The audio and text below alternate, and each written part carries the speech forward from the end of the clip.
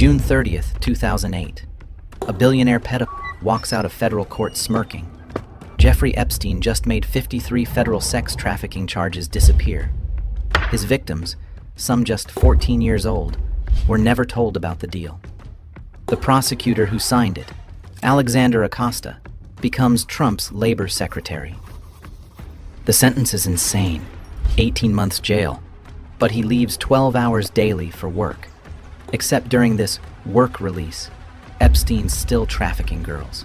Deputies watch him have sex in his office. One guard files a complaint, but it disappears. The FBI had everything: 36 victims' testimony, a 53-page indictment, and evidence of hundreds more girls. Then suddenly prosecutors grant immunity to all potential co-conspirators. Every senator, prince, CEO, and president who visited his island walks free forever. Epstein didn't outsmart the system. He bought it. So who threatened prosecutors into submission? And why did victims' lawyers get disbarred for fighting back? March 14th, 2005, Palm Beach Police Department. Detective Michelle Pagan takes a call that changes everything. A mother reports her 14-year-old daughter was paid $300 to strip naked and massage a 52-year-old man at 358 El Brio Way. This man is Jeffrey Epstein, a financier who claims to manage money only for billionaires, though no client has ever confirmed hiring him. The girl describes purple vibrators, a massage table shipped from Thailand, and Epstein masturbating while she worked. Detective Pagan recognizes a pattern. She starts tracking down other girls seen entering Epstein's 10-bedroom estate. Within weeks, she uncovers a production line of abuse. High school students recruited other students. Epstein paid $200 for bringing a friend, creating a pyramid scheme of exploitation, all between 14 and 17. By May, Pagan has interviewed 47 girls. Each tells variations of the same story, recruited for $200 massages, driven to Epstein's mansion, instructed to undress by his assistant Ghislaine Maxwell, then assaulted while Epstein's hidden cameras rolled. By October 2005, Palm Beach police have statements from 5 underage victims and 17 witnesses. Chief Michael Ryder authorizes a trash pull outside Epstein's mansion. Detectives find torn messages with girls' phone numbers, used condoms, and a school transcript for a local high school student. On October 20th, they execute a search warrant. Inside Epstein's home, they discover hundreds of photographs of naked young women, hidden cameras in the pool house and garage, sex toys in the master bedroom, and a massage table still stained with fluids. The evidence points to dozens, possibly hundreds, of victims. State Attorney Barry Krischer receives the case file expecting swift prosecution. Palm Beach police recommend 4 counts of unlawful sexual activity with a minor and 1 count of lewd and lascivious molestation. Each charge carries 15 years. Instead, Krischer does something unprecedented for a child sex case. He convenes a grand jury. Behind closed doors, without police present, he presents a single victim, the least credible one, who had prior theft charges. He doesn't show the photos, the physical evidence, or the testimony from other girls. On June 30th, 2006, the grand jury returns 1 count of solicitation of prostitution. The maximum sentence is 5 months in the county jail. Police Chief Ryder breaks 30 years of protocol and publicly accuses his own prosecutor of corruption. He writes a letter to State Attorney Krischer calling the outcome inappropriate. He contacts the FBI directly, bypassing local prosecutors entirely. The Palm Beach Post runs the story on page 1. Police chief battles prosecutor over Epstein case. Ryder tells reporters he has evidence of a systemic operation targeting minors. Behind the scenes, Epstein's attorney Alan Dershowitz has been calling Krischer's office daily, threatening to destroy the victim's credibility, claiming the girls are lying for money. The FBI opens Operation Leap Year in July 2006. Special Agent Nesbitt interviews 34 additional victims across Florida. Each tells the same story: recruited at their high school or mall, driven to Epstein's house, told they'd give a massage to an older man who'd pay them $200 to $300. Once inside, Epstein would appear in a towel, demand they undress, then escalate to molestation or rape. Several girls describe a woman named Ghislaine Maxwell scheduling appointments and instructing them how to pleasure Epstein. The federal case builds toward a 53-page indictment.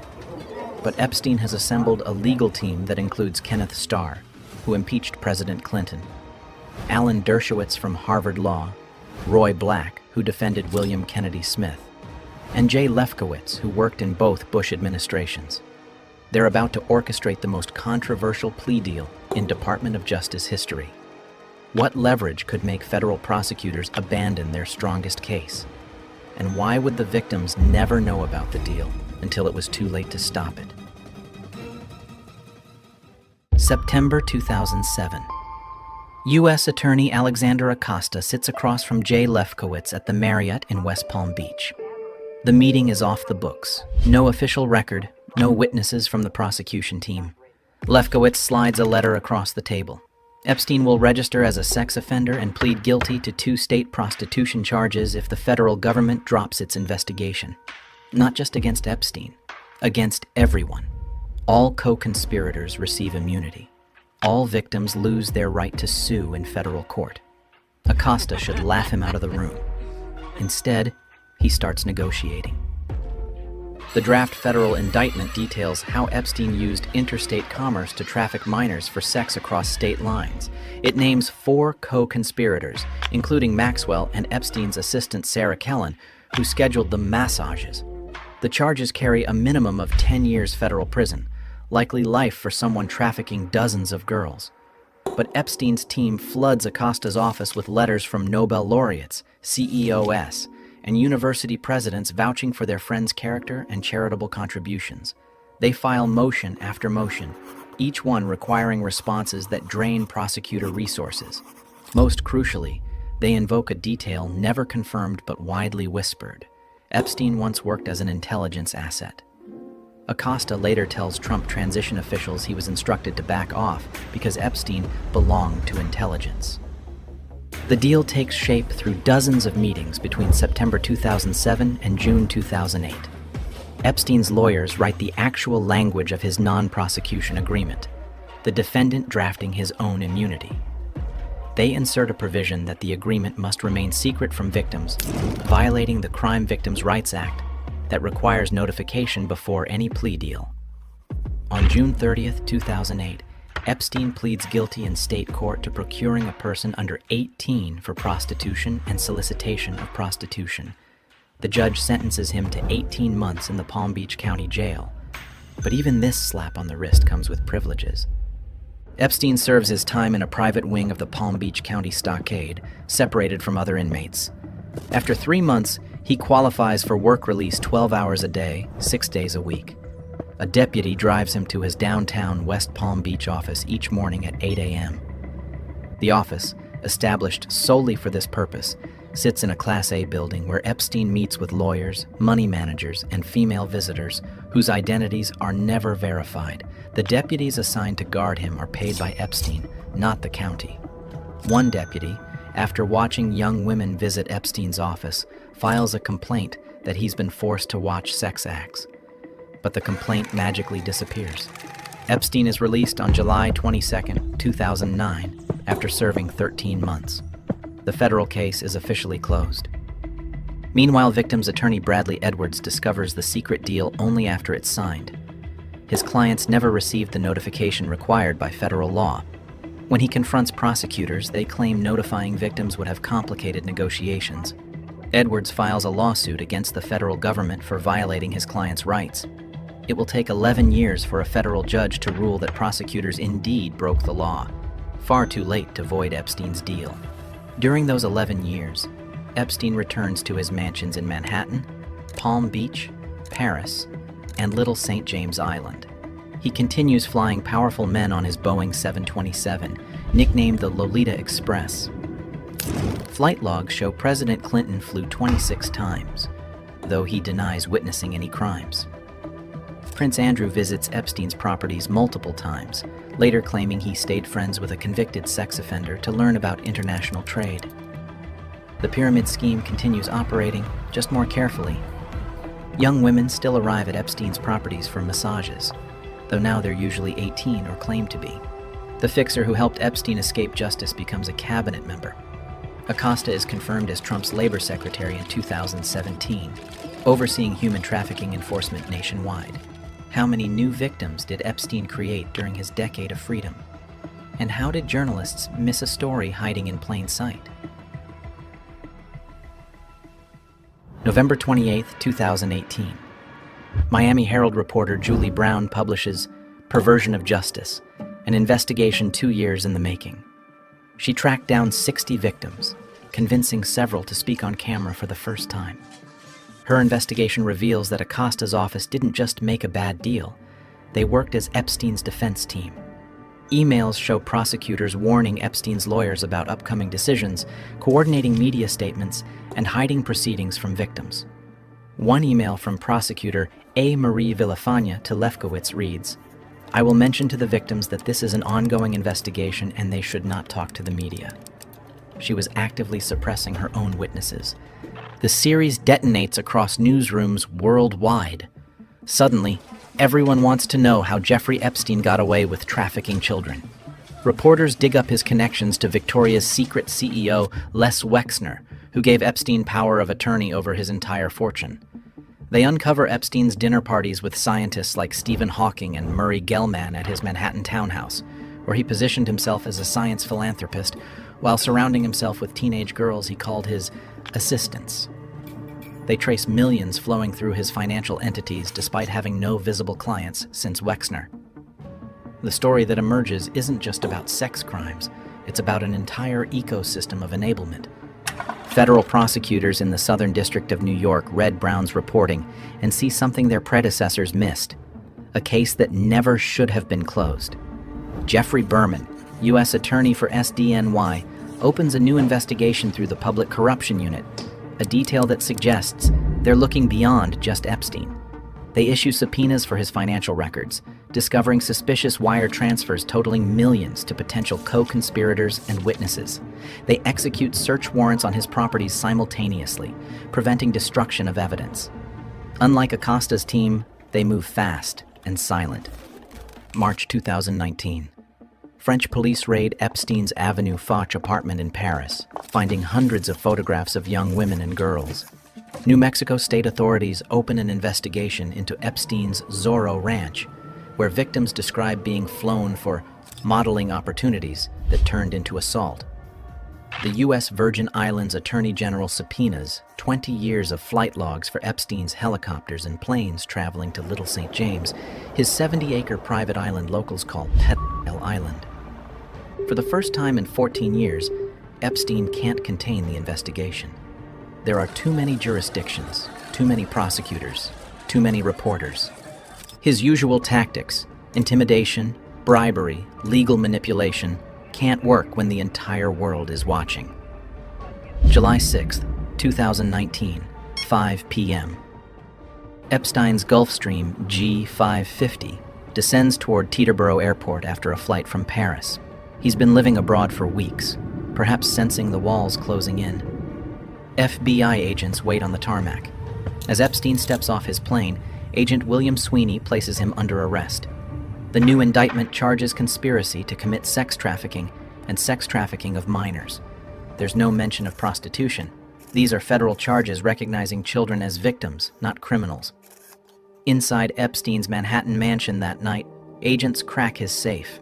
They find hundreds of CDs and hard drives labeled Young Name plus Name, photographs of naked girls, $70,000 in cash, 48 loose diamonds, and an expired Austrian passport bearing Epstein's photo, but the name Mark Epstein with a Saudi Arabia address. Why did Epstein need a fake passport? And what was on those hard drives that required a safe within a safe? July 8th, 2019. Epstein appears before Magistrate Judge Henry Pittman in Manhattan Federal Court, wearing a navy blue prison jumpsuit instead of his usual $5,000 Brioni suits. His attorneys proposed the most expensive bail package in New York history, $77 million secured by his Manhattan mansion, his Gulfstream grounded, an ankle monitor with GPS tracking, private security guards paid to ensure home confinement, and surrender of his passport collection. Attorney Martin Weinberg argues Epstein has spotless behavior since his 2008 conviction, ignoring the new evidence of continued trafficking.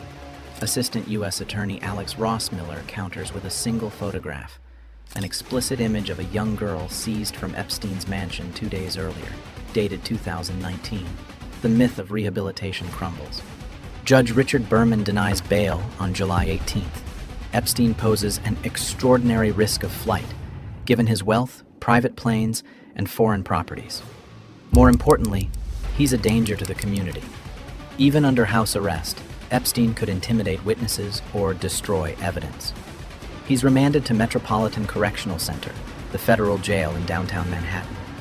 For someone who hasn't slept outside his own properties in a decade, it's a devastating blow. MCC is a concrete fortress where El Chapo awaited trial, where terrorists are held before sentencing. The special housing unit where Epstein lands is effectively solitary confinement, a 6x8 cell with a steel toilet, thin mattress, and fluorescent lights that never fully dim. July 23, 2019, 1:27 a.m. Officer Tova Knoll responds to shouting from the SHU. She finds Epstein on his cell floor in a fetal position with marks around his neck. His cellmate, Nicholas Tartaglione, an ex-cop facing death for quadruple murder, claims Epstein tried to hang himself. Epstein tells his lawyers Tartaglione attacked him. The truth remains unclear, but MCC places Epstein on suicide watch. For 6 days, he's stripped to a paper gown, monitored constantly, everything potentially dangerous removed from reach. His lawyers petition for removal, arguing the conditions are punitive. Prison psychologist files an assessment that Epstein shows no suicidal ideation. Against standard protocol for someone who allegedly attempted suicide, he's returned to the SHU on July 30th. August 9th, 2019. Epstein's cellmate is transferred out, leaving him alone in violation of jail policy requiring companionship for at-risk inmates. The 2 guards assigned to the SHU that night, Noel and Thomas, are both working overtime. Thomas is on his 5th consecutive day of mandatory extra shifts. The surveillance camera outside Epstein's cell has been malfunctioning for weeks. The repair request lost in bureaucracy. Yeah, we all know what that means. At 10:30 p.m., Noel and Thomas complete their last documented check of Epstein's cell. For the next 8 hours, they'll falsify log entries showing checks every 30 minutes. In reality, they're browsing furniture websites and sleeping at their desk, 15 feet from Epstein's door. 4 a.m., August 10th. Epstein tears his orange bedsheet into strips. He fashions a noose, ties it to the upper bunk, and leans forward until unconsciousness takes him. Without the required checks, no one notices for 2.5 hours. When Noel finally approaches cell 220 at 6:30 a.m., finds a scene that will launch 1,000 conspiracy theories. The autopsy reveals broken neck bones more consistent with strangulation than suicide, though the medical examiner maintains her conclusion of self-infliction. The guards are charged with falsifying records but receive plea deals for 100 hours of community service. No one is fired. The warden is transferred. The camera malfunction is blamed on technical difficulties. Every single safeguard failed at the exact moment they were needed most, and all those safeguards were the only protection against Epstein testifying against some of the most powerful people on Earth. Attorney General William Barr calls it a perfect storm of screw-ups. What was the chance of that? Like 0%. FBI analysis confirms the cameras malfunctioned due to technical issues, not tampering. The guards' internet history proves they were shopping and sleeping, not participating in a murder plot. But these mundane explanations can't satisfy a public that watched Epstein escape justice once before. Epstein didn't kill himself becomes more than a meme. It's a referendum on whether Americans trust their institutions to hold the powerful accountable. The answer clearly is no. Even in death, Epstein demonstrates how the system breaks when it encounters wealth and connections. He spent his life exploiting those flaws. In the end, they allowed his final escape. With Epstein dead, criminal prosecution dies too. His victims file civil suits against his $634 million estate, eventually receiving $125 million in settlements. Money without accountability, compensation without closure. Ghislaine Maxwell is arrested in July 2020, convicted in December 2021 of recruiting and grooming minors for Epstein. She receives 20 years but never reveals which powerful men participated in or knew about the trafficking. Prince Andrew settles a civil suit with victim Virginia Giuffre for an estimated $12 million, never admitting wrongdoing. Bill Clinton, Donald Trump, Bill Gates, and dozens of other prominent men linked to Epstein through flight logs and photographs issue carefully worded denials. The Black Book, containing contact information for presidents, princes, and billionaires, remains partially sealed by court order. Thousands of documents from various lawsuits slowly trickle out through court orders, each batch revealing fragments. A famous senator at Epstein's Manhattan parties, a Supreme Court justice's name in flight logs, corporate executives visiting the island. But without Epstein's testimony, without a complete unsealing of evidence, the full network remains hidden. We know Epstein trafficked hundreds of girls. We know he provided them to other men. We don't know which men, how many, or whether they faced any consequences. The prosecutors who enabled him advanced their careers. Acosta resigned as labor secretary only after public pressure. Villafana still works as a federal prosecutor. Not one government official faced criminal charges for the 2008 deal that violated federal law. The lesson isn't that the system failed, it's that the system worked exactly as designed when wealth and power are involved. Every institution that should have stopped Epstein instead enabled him. Local police gathered evidence, but prosecutors ignored it. Federal agents built a case, but their bosses negotiated it away. Journalists could have exposed him earlier, but didn't dig until the Miami Herald invested 2 years of resources. Prison officials had one job: keep him alive for trial, and couldn't manage 8 hours of competent supervision. When people ask how Epstein got away with it for so long, the answer is simple: because everyone let him. The judges who approved his cushy jail terms, the prosecutors who kept victims in the dark, the prison guards who literally slept while he died, the politicians who took his money and attended his parties while ignoring whispers about young girls. They all had choices, and they all chose complicity. 3 years after Epstein's death, Little St. James Island sells to an investment firm for $60 million, half its original price. The new owners plan to develop a luxury resort. The Manhattan mansion sells for $51 million to Michael Daffy, a former Goldman Sachs executive. The Palm Beach estate is demolished. Physical traces of Epstein's empire vanish into renovation and rubble. But questions persist in investigations that continue despite their primary target's absence. Why did Deutsche Bank process hundreds of suspicious transactions from Epstein's accounts after his conviction? Why did the State Department approve his travel to Saudi Arabia while he was a registered sex offender? What did the hard drives labeled with girls' names contain? And where are they now? The story you just witnessed is only what we can prove. The full truth likely involves more victims, more perpetrators, more institutional failures than we'll ever document. Each revelation raises the same question. If they could protect Jeffrey Epstein this completely, who else are they protecting right now? For more on how billionaires manipulate justice, watch the video we made about John McAfee, a legend, and you'll see how Epstein's playbook came from a long tradition of people manipulating justice and then dying under, let's say, at least weird circumstances.